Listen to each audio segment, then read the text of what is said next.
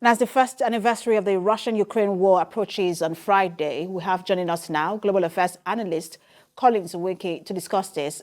Thanks for joining us. Thank you, Precious, for having me. So in our introduction earlier, we had mentioned that, look, there are a lot of several high-stakes diplomatic moves being made at the moment. And the very first one I would like us to talk about was the visit by President Biden to Kyiv. And that particular visit is coming ahead the first anniversary of the war, and then also coming on the back of the visit of President Zelensky to Europe. How significant was this trip? Well, these are no coincidences, Precious. The first anniversary of the war, which is coming up, this Friday, the 24th of February, is something, that is already cast in concrete. Vladimir Putin's State of the Union address is also something, that everyone saw coming. And so President Biden planning his meeting to coincide, with these major events are actually planned for impact.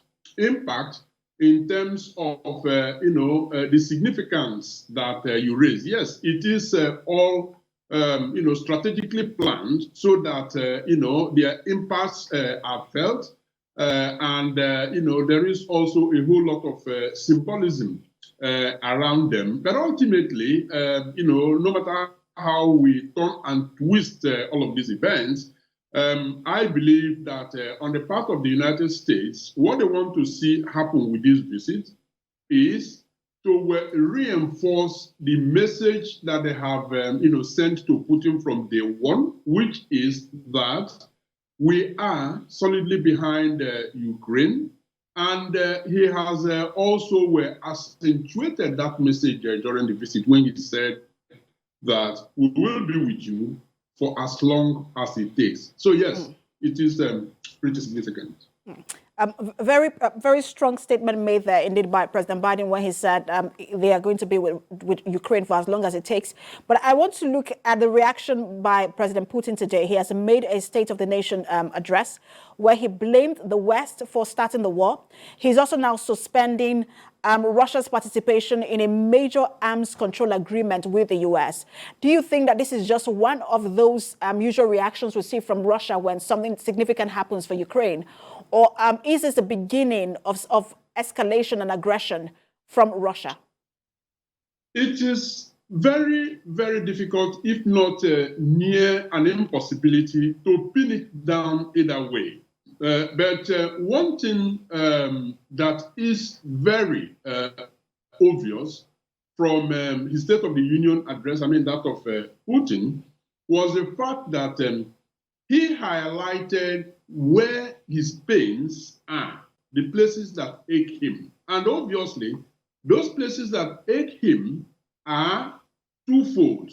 One, the sanction from United States and its allies. But secondly, what he regarded as, the proxy war in terms of the support, sustained and consistent support that the U.S. and the European allies are giving to Ukraine. Now, that to a large extent shows some measure of, frustration on his part, beyond trying to reassure the Russians that, they are going to be okay. He didn't quite, go specific on how exactly he's going to make Russians feel, okay. Now, link that with his withdrawal from, the nuclear treaty arrangement with the United States. It simply tells the Russian people and all other people watching, especially those on the other side, that they do have some leverages, and they will not hesitate to actually draw down on those leverages to actually strengthen their position. Now, whether that is going to... I want to quickly just jump in. Apologies, I had to cut you in, but I just want to, because you mentioned proxy war, and that also because we know that there are some active players in this war and some silent players. And China seems to be one of the silent players. And there have been several warnings in the direction of China. For example, we know that President Zelensky did say to a German newspaper that if China were to send lethal weapons to Russia, that will mark the beginning of the third war. It become a world war, rather. And then we also heard from Antony Blinken, Secretary of State to the U.S., saying China will be crossing the red line if it does send lethal weapons to Russia. Would it really mark a significant turn in the war if China were to send weapons to Russia? That's a big if, Precious. Now, it doesn't look likely. But one thing you need to understand, from the perspective of China, is that the China-Russia relation is actually driven by their mutual animosity towards the United States.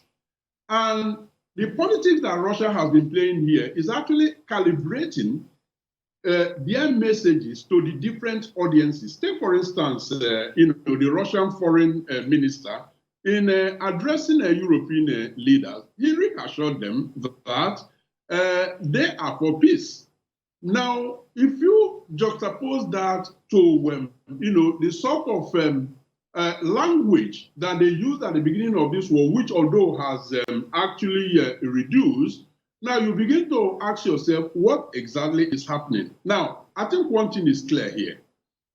China sees an opportunity in all of this chaos to further its ambition of overtaking, the United States as the leader of the new world order when it emerges. And so everything that can assist them in accelerating the creation of that new world order, which they have the ambition of leading, they will continue to do it. And this, support to Russia, which they continue to deny, is part of that strategy. Mm. We are following events as the war nears its first year. And we also know that President Biden is in Poland. We're expecting that speech from him. He's meeting his NATO allies. Thank you so much for talking to us, as always. Global Affairs Analyst Collins Nweke. Thank you for having me, Precious.